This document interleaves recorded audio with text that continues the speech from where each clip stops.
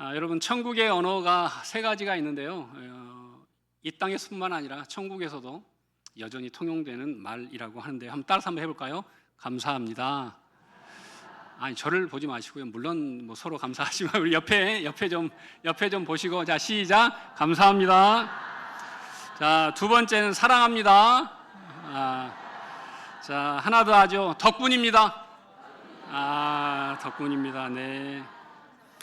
예, 제가 보니까 영국 격언에 지옥은 감사할 줄 모르는 사람들이 모이는 곳이래요. 그럼 천국은요? 감사할 줄 아는 사람들이 모이는 곳이 천국입니다. 제가 간혹 뭐 운전할 때나 아니면 교회 목양실에서 일을 할 때 갑자기 떠오르는 사람들이 있어요. 고마운 사람들. 예전에 내가 양평에서 정말 힘들고 고생할 때 김장을 보내준 목사님이 생각이 난 거예요. 이번에 운전하고 가는데. 그래서 그분에게 이제 전화를 드렸더니 김 목사님 웬일이야? 그래서 형님 지난번에 몇 년 전에 김장 보내주신 거 감사합니다. 그러니까 무슨 뜬금없이 김장 보낸 걸 지금 감사하냐고. 그래서 아니 물론 그때도 고마웠다고 했겠지만 지금 생각이 나니까 내가 생각난 김에 전화를 했다. 그래서 반갑게 통화를 하게 되었는데요. 실은 우리가 인생을 이렇게 돌아보면 다 감사한 게 많아요. 감사한 게 많은데 문제는 우리가 그 감사한 것들을 생각하지 않고 찾지 않고 내 삶 속에 없는 것, 힘든 것, 괴로운 것, 문제 있는 것만 묵상하다 보니까 짜증만 이렇게 올라오는데, 또 가만히 생각해 보면 감사할 게 너무 많아요. 그럼 뭐가 올라올까요? 기쁨이 이렇게 막 올라와요. 그래서 저는 이 자리에 있는 모든 분들이 오늘 이 예배를 하나님께 기쁨으로 드리시기를 간절히 소망합니다. 성경에 감사라는 단어가 어디에 처음 나올까요? 한번 생각해 보세요. 창세기, 출애굽기, 레위기, 민수기, 신명기, 여호수아, 사사기 쭉 나가게 되지 않습니까? 그러면 감사란 단어가 어디에 처음 나올까요? 이분들 되게 훌륭하십니다. 오늘 본문이 어디예요? 레위기예요. 그래 신기하잖아요. 창세기 에덴 동산에서 그 행복할 때 감사가 넘쳤을까?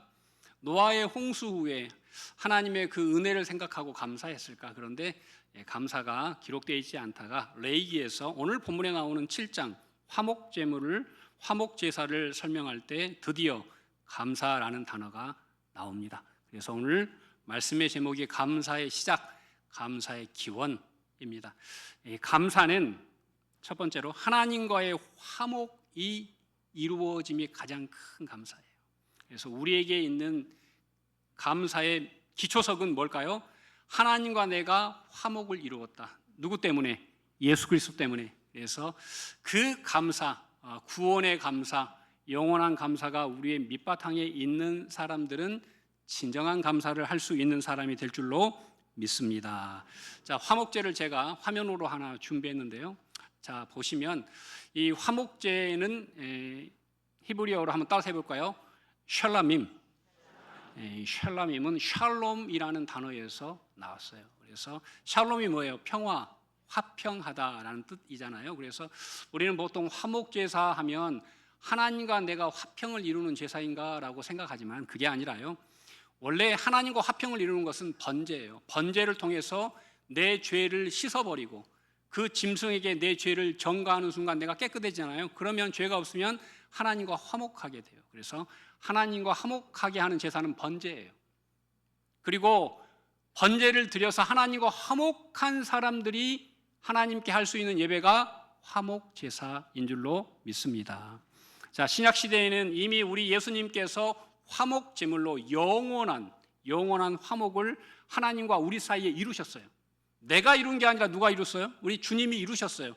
그래서 우리가 할 수 있는 예배는 어떤 예배? 이제는 번제가 아니라 속번제가 아니라 속죄제가 아니라 우리는 계속해서 화목 제사를, 화목의 예배를 하나님께 드려야 할 줄로 믿습니다. 그래서 오늘 우리가 드리는 화목 제사가 어떤 예배가 되어야 되는지를 오늘 본문을 통해서 살펴보도록 하겠습니다. 자, 첫 번째로 우리 하나님께서 우리에게 요구하시는 감사는 흠이 없고 완전한 감사를 하나님께 올려드려야 합니다.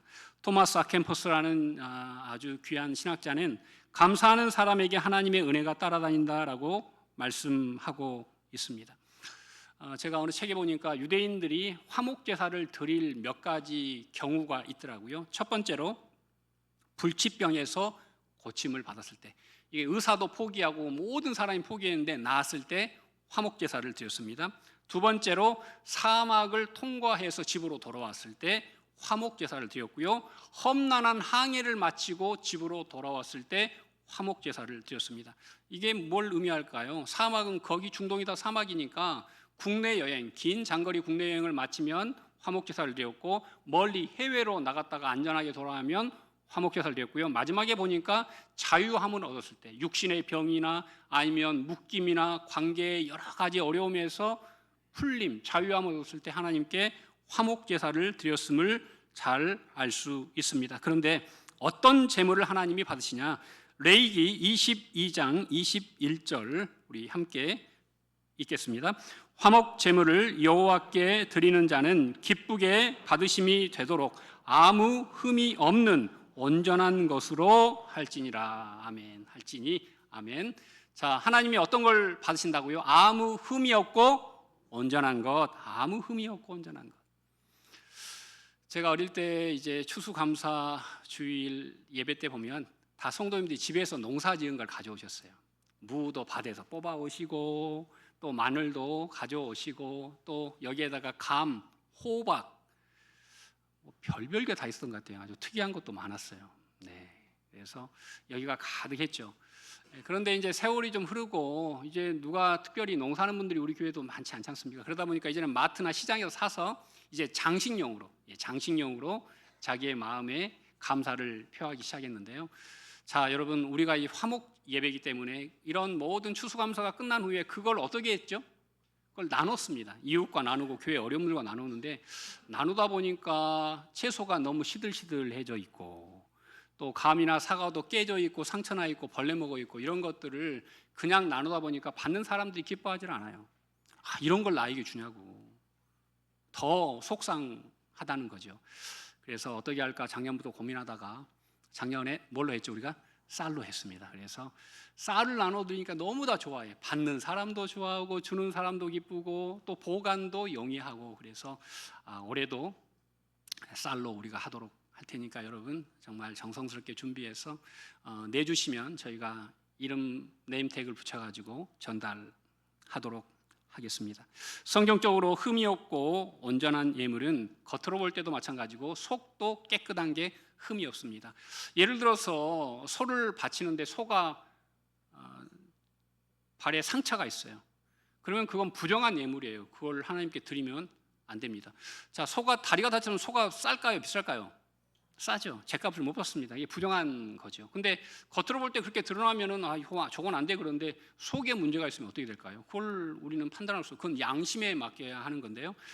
제가 군대 훈련을 잘 마치고 부대에 처음으로 들어왔는데, 이등병 때 그 다음 날이 체육대회더라고요.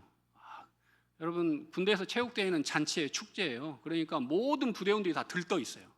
그러니까 쫄병이 와도 누가 저를 괴롭히는 사람이 아무도 없어. 다 그냥 잔치에 흥이 겨워가지고 내일 있을 일에 막 준비하고 뭐 내일 시합 준비하고. 그런데 갑자기 선임하사가 들어오더니 오늘 온 친구들 중에 전라도 있나? 손들어. 그래서 광주입니다. 딱 그랬더니 너 나와 돼지 잡아. 에? 아니 뭘 전라도 사람이라고 갑자기 돼지를 잡아라 그러는 거예요. 그래서 얼떨결에 쫓아나가서 이제 돼지 앞에 서 있는데 제가 보기와 달리 되게 여리고 마음이 착합니다. 그래서 돼지 눈을 마주치지 못하겠는 거예요. 그래서 상당히 난감해하고 있는데, 그 군대에는 외부에서 용접이나 목공으로 일하는 문선관이라는 보직이 있습니다. 이제 밖에서 오신 분이 저를 보더니 아들 같았나 봐요. 되게 불쌍해. 이등병 짝대기하고. 그러니까 저에게 딱 오더니 걱정 마, 내가 도와줄게 그러시는 거예요. 그래서 그분과 함께 돼지를 잡게 되었습니다. 돼지가 돌아가실 때는 제가 옆에 있지 않았습니다. 그분이 처리하셨고요. 이제 그분과 함께 돼지 그 털을 주전자 뚜껑으로 열심히 벗기고 갈랐는데 문제가 생겼어요. 옆구리에 암이 걸렸어요. 암이 진한 회색빛으로 야구공만한 크기의 암이 박혀 있는데, 그걸 도려내는데 냄새가 그런 냄새를 못 맡아봤어요. 그래서 보고했죠. 행정관님, 돼지가 암 걸렸습니다. 그러니까 저에게 이렇게 신호를 하시는 거예요. 이게 무슨 의미입니까? 그분은 그 돼지가 병 걸린 걸 알았어요. 부대에서는 건강한 돼지값을 받았고 그분은 인마이 포켓을 하셨죠. 그 다음날 돼지고기 파티가 열렸습니다. 다들 신이 나가지고 먹는데 못 먹는 한 사람 누굴까요? 저는 도저히 먹을 수가 없었습니다. 군대에서 2등병 때 돼지고기라뇨. 야, 그런 호사가 없는데도 도저히 먹을 수가 없었던 거예요. 그래서 제가 그때 그런 생각이 들었어요. 겉으로 깨끗한 것도 중요하지만 어찌 보면 안이 더 중요하구나. 그리고 우리 하나님께서는 외모를 보시는 게 아니라 어디를 보세요? 중심을 보세요. 그래서 저는 이 자리에 있는 우리 모두가 우리의 외모를 막 파마도 하고 막 아이라인도 막 올리고 막 이런 것도 물론 중요하지만 우리의 안에 있는 모든 것이 온전히 주님을 향할 수 있기를 간절히 소망합니다. 자, 여러분, 재물보다 하나님이 더 중요하게 생각하는 게 있다는 걸 아십니까? 창세기 4장 4절부터 5절 우리 함께 봉독하겠습니다. 아벨은 자기도 양의 첫 새끼와 그 기름으로 드렸더니 여호와께서 아벨과 그의 제물은 받으셨으나 가인과 그의 제물은 받지 아니하신지라. 가인이 몹시 분하여 안색이 변하니. 네, 아멘. 제가 이거 신학교 다닐 때 되게 의문이었어요. 왜 하나님이 어떤 사람의 제사는 받고 어떤 사람의 제사는 받지 않으실까? 도대체 이게 이해가 안 되는 거예요. 자, 첫째 아들 가인, 둘째 아들 아벨. 가인은 농사꾼이었고요. 아벨은 목장을 운영하는 사람이었습니다. 각각 제사를 드렸는데요. 하나님이 한 사람 건 받고 한 사람 건 안 받았어요. 그래서 목사님들 설교를 가끔 이 본문을 하면은 들어보면 다 해석이 다른 거예요. 어떤 분은 하나님은 첫 기름을 좋아한다. 여기는 첫이 있고 저기는 첫이 없다. 막 또 그리고 하나님은 그 태워 드리는 번제를 좋아한다. 여기는 농산물이라 좀 값어치가 없다. 뭐 등등.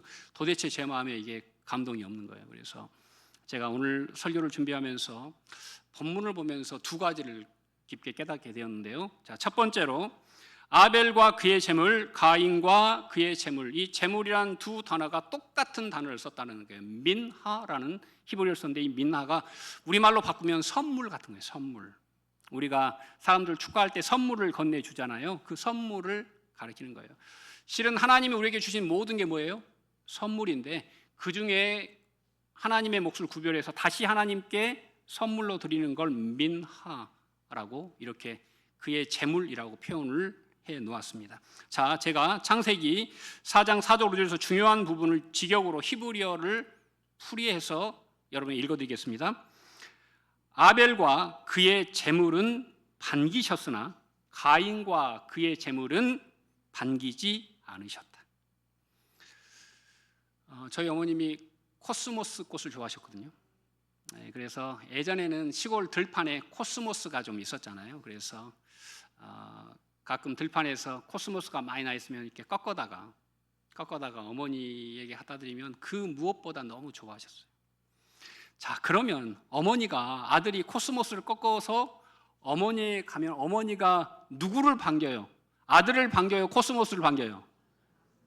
누가 코스모스예요 지금? 누가 코스모스예요 지금? 아들을 반기죠. 아들을 반기죠. 코스모스는 나중에 보고 너무 좋다 이러시지 아들을 반기시는 거죠. 집에 여러분들 고향에 명절에 아들들 오시면 소고기를 반기시는 거예요. 그렇게 되면 네. 아들을 반기는 거죠. 아들을. 그래서 오늘 본문에도 분명히 단어가 사람을 반기는 거예요. 물질을 반기는 게 아니지 않습니까? 자, 그러면 이건 무엇을 의미하는 말입니까? 하나님께서 아벨과 그의 제물, 가인과 그의 제물. 그러면 하나님이 반기신 게 뭐예요? 앞에 있는 사람 자체예요. 하나님은 아벨을 반기시고 가인을 반기시길 원하세요. 자, 그런데 히브리서 11장 4절 보시죠. 자, 함께 읽겠습니다. 믿음으로 아벨은 가인보다 더 나은 제사를 하나님께 드림으로 의로운 자라 하시는 증거를 얻었으니 여기에 힌트가 나오네요. 자, 여러분, 한 사람은 의로운 사람이고 한 사람은 의롭지 않다는 거예요. 그래서 하나님은 어떤 재물 때문에 고기가 비싸니까, 고기가 기름지고 향기로우니까 그걸 받거나 농산물은 별로니까 안 받거나 그게 아니라 그 사람이 의로운가 의롭지 않는가에 따라서 그 예물을 받으신다는 거예요. 저는 이 자리에 있는 우리 모두가 정말 하나님 앞에 의로운 자가 되어서 어떤 것을 가지고 가도 하나님이 반기는 인생이 되시기를 간절히 소망합니다. 자, 두 번째로 우리가 이 감사에 대해 생각해 볼 것은 우리는 범사에 감사하는 사람이 되어야 됩니다. 기쁠 때는 감사하고 슬플 때는 감사하지 못한다면 온전한 감사가 되지 못하는 것이죠.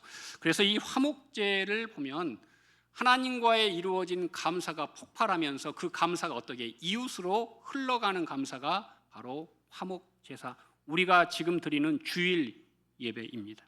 저는 그래서 이번 주일에 우리가 이렇게 늘 매주마다 예배하고 그 기쁨과 은혜가 어디로 흘러가야 돼요? 내가 있는 세상 속에 또 6일 동안 힘있게 흘러가야 돼요. 그래서 그런 정말 선순환이, 영적인 선순환이 우리 교회에 있기를 간절히 소망합니다. 자, 여러분 12절 한번 보실까요? 12절. 자, 읽겠습니다. 만일 그것을 감사함으로 드리려면 기름 섞은 무교병과, 자 13절이요, 또 유교병을 화목제의 감사제물과 함께 그 예물로 드리되. 자, 이 화목제물에 특이한 게 여기 하나 나오는데 화목제물만 유교병과 무교병을 다 쓸 수 있어요. 여러분 유교병은 누룩, 호모, 이스트가 들어가가지고 빵이 부풀어가지고 빵이 부드럽게 되고요, 빵이 풍미를 갖게 되고요. 그리고 무교병은 그런 게 안 들어가니까 딱딱하고 질기고 맛이 없어요. 그래서 고난의 떡을 무교병, 잔치의 떡을 유교병이라고 이야기합니다. 그리고 성경에 나오는 모든 제사에는 무교병을 쓰지 유교병을 쓰지 않습니다. 그런데 하나님께서 이 화목 제사, 이 화목 예배에만은 둘 다 써도 된다라고 우리에게 말씀을 하셨죠. 여기에는 무슨 의미가 있을까요? 자, 이걸 알려면 우리가 전도서를 한번 읽어봐야 되는데요. 전도서 7장 14절 함께 읽겠습니다. 형통한 날에는 기뻐하고 공고한 날에는 생각하라. 하나님이 이 두 가지를 병행하게 하사 사람으로 그 장래일을 능히 헤아려 알지 못하게 하셨느니라. 아멘. 자, 이게 범사에 감사하라는 거예요. 무교병과 유교병, 고난과 기쁨.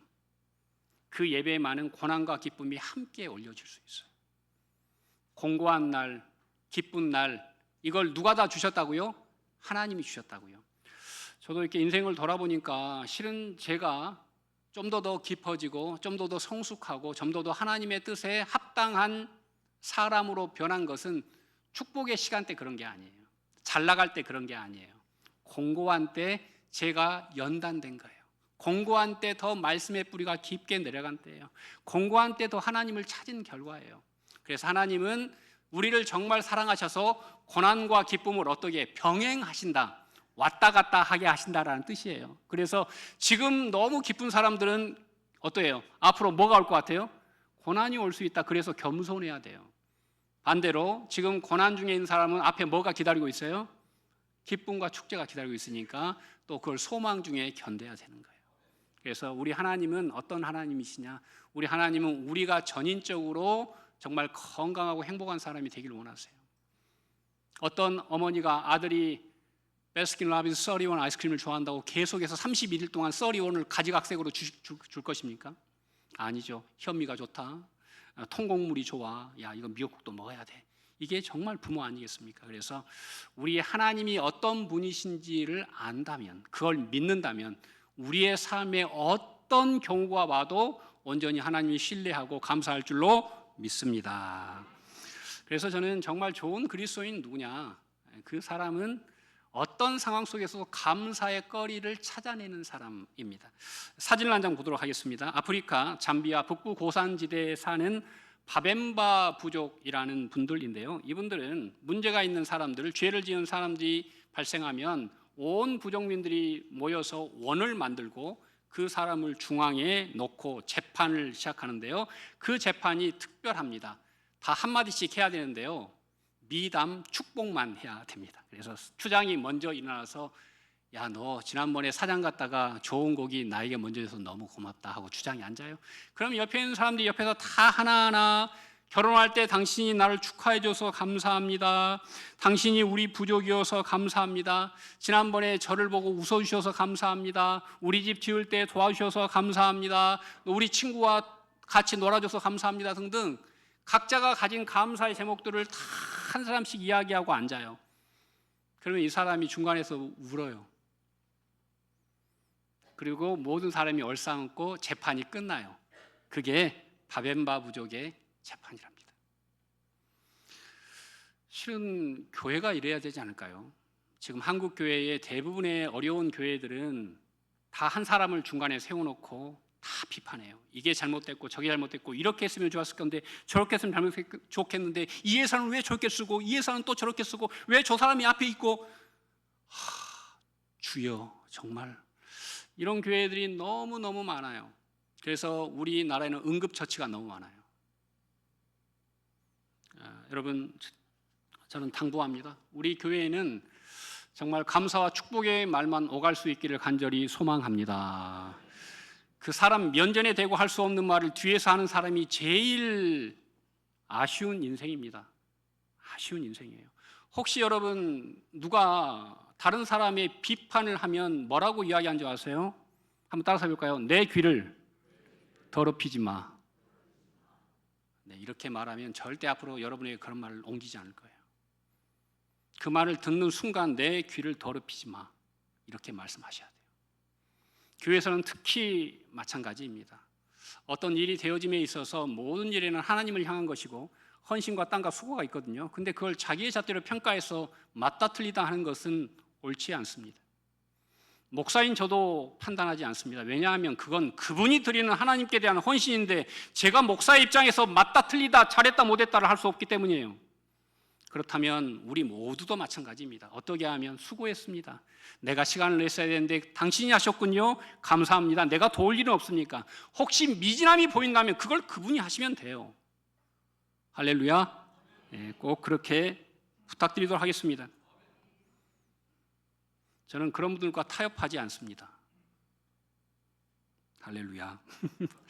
제 아내가 저에게 늘 그래요. 여보, 레이저가 나가지 않도록 조심하세요. 조심하도록 하겠습니다. 자, 끝으로 우리가 한 가지 더 생각해 봐야 되는데요. 감사는 어떻게 해야 될까요? 감사는 언제 해야 될까요? 감사는 즉시 해야 됩니다. 그러니까 고마우면 그게 생각날 때가 있잖아요. 신기하게 생각날 때가 있어요. 그러면 그 사람에게 고마운 게 생각나면 그때 바로 전화하면 돼요. 네, 그러면 그 감사를 바르게 표현한 게 되는 것이죠. 자, 우리 화목제 다시 한 번만 그 화면 하나 올려주시면 감사하겠고요. 자, 이걸 다시 한번 우리가 한번 읽어볼까요? 자, 시작. 하나님이 주신 구원의 은혜와 기쁨 속에서 이미 하나님과 함께 누리고 있는 화목한 관계에 감사를 표현하기 위한 제사. 네, 그러니까 이 화목제는 누구나 할 수 있는 게 아니라는 거예요. 우리 예수 믿는 사람, 그리스도인만 할 수 있는 게 바로 화목제인데요. 15절 보시죠. 함께 읽겠습니다. 감사함으로 드리는 화목제물의 고기는 드리는 그날에 먹을 것이요 조금이라도 이튿날 아침까지 두지 말 것이라. 아멘. 여러분, 소고기 중에서 가장 비싼 부위가 어디입니까? 잘 모르시는 것 같은데요. 치맛살입니다. 치맛살이 아주 비싸고요. 얼마 나오지 않습니다. 그래서 아마 제가 소를 잡으면 치맛살을 빼가지고 저장해 두겠죠. 이건 나중에 먹어야겠다, 이렇게. 그런데 오늘 성경에 보니까 하나님께서 화목제물로 소를 잡는 경우 그날 다 어떻게 하라? 그날 다 먹어라. 남기지 마라. 저장해 두지 마라. 좋은 부분을 숨겨놓지 말라라고 말씀하고 계십니다. 여러분, 여기에 큰 어려움과 문제가 있는데요. 그게 뭐냐면 우리가 지난번에 39주년 때 교회에서 750인분의 고기를 준비했고요. 그것도 약간 부족해서 숲마다 가져온 걸 포함하면 약 800인분의 고기를 먹게 되었어요. 그런데 800인분의 잔치를 우리가 했는데 100명 왔어요. 그럼 700인분 어떻게 해요? 그냥 없어지는 거예요. 상해버리는 거예요. 그건 잔치가 아니죠. 모든 사람들이 다 우울할 거예요. 자, 그런데 우리는 그 모든 걸 다 충분히 그냥 잔치처럼 너무 아름답게 했잖아요. 그래서 정말 우리 교회가 화목 예배가 살아있구나. 우리 교인들이 정말 서로 화목하구나. 순원들이 서로 화목하구나. 너무 함께 기뻐하는 게 너무 감사했어요. 자, 그런데 여러분, 소를 한 마리 잡으면 큰 소는 800인분에서 900인분 정도가 나온다고 합니다. 그런데 이분이 평소에 인생을 아름답게 살지 못했어요. 덕스럽지 못했어요. 욕심부리고 인색하고 깐깐하고.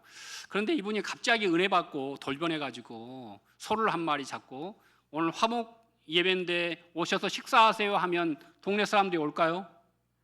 안 옵니다. 저 같아도 안 갑니다. 내가 소고기를 안 먹었으면 안 먹었지 저 사람 얼굴을 안 본다.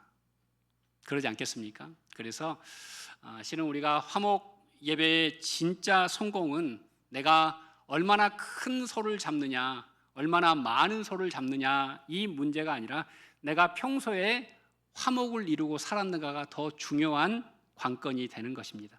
그래서 화목 예배는 돈이 없어서 드릴 수가 없는 것이 아니라 내 평소의 삶에 문제가 많아서 그 예배를 드릴 수 없다는 슬픈 현실을 오늘 본문은 우리에게 증언하고 있는 것입니다. 자, 우리 마태복음 5장 23절 24절 우리 함께 봉독하도록 하겠습니다. 그러므로 예물을 제단에 드리려다가 거기서 내 형제에게 원망 들을 만한 일이 있는 것이 생각나거든 예물을 제단 앞에 두고 먼저 가서 형제와 화목하고 그 후에 와서 예물을 드리라. 아멘. 자, 예배보다 먼저 뭐가 돼야 되는 거예요? 화목이 돼야 되는 거예요. 화목이. 그래서 가정에서도 마찬가지입니다. 언제 제일 많이 싸울까요? 주일 전날. 교회 출발하기 전에 사단이 제일 많이 시험을 해요. 충동을 해요. 왜요? 그때 확 토라지면 예배 안 나가거든요. 다 경험자시잖아요. 왜 전혀 모른 척 하시고 이렇게 남일처럼 이렇게 반응을 하십니까? 우리가 그래요. 그래서 우리는 늘 깨어 있어야 합니다. 그리고 우리는 늘 우리 주위에 있는 모든 피조물과 화목해야 돼요. 왜요? 하나님의 손길이 묻어 있으니까. 그래서 자연도 아끼고. 제가 여기 이제 둘레길을 돌다 보면 우리 교회가 프랑카드까지 붙였어요.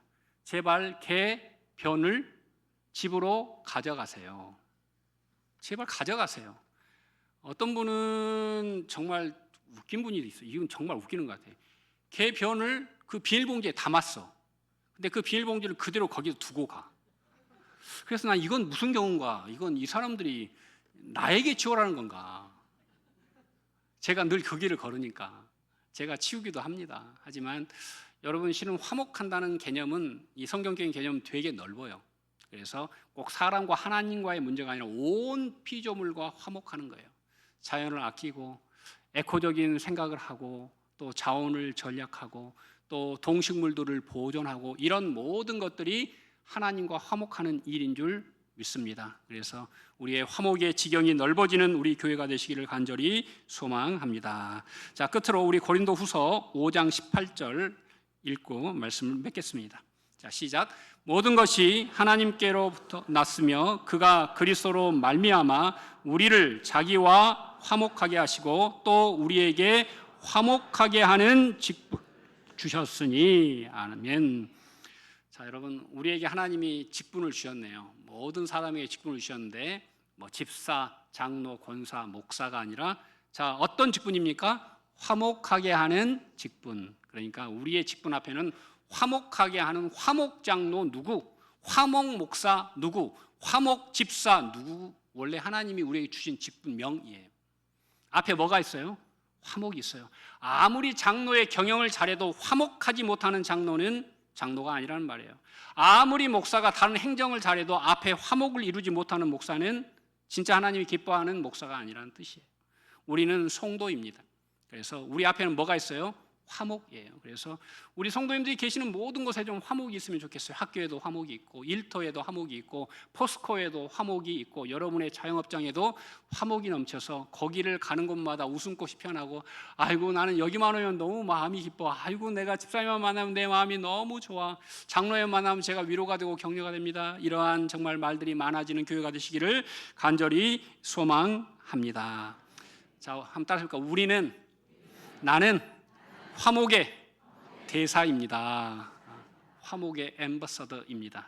하나님께서 임명하셨습니다. 그 직분을 힘있게 감당하는 우리 모두가 되시기를 간절히 축원드립니다. 기도하시겠습니다. 사랑과 은혜가 충만하신 하나님 감사합니다. 우리 예수님께서 영원한 화목을 하나님과 이루시어 우리를 구원하셨고 우리를 새로운 인생으로 세우셨습니다.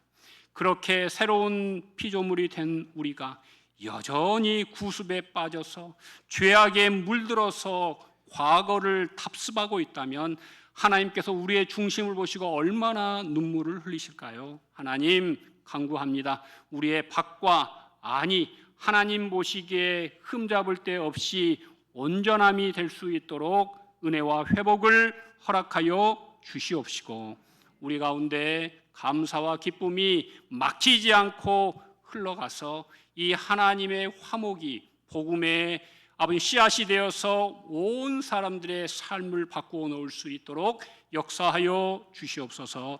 예수님 이름으로 간절히 기도드립니다. 아멘.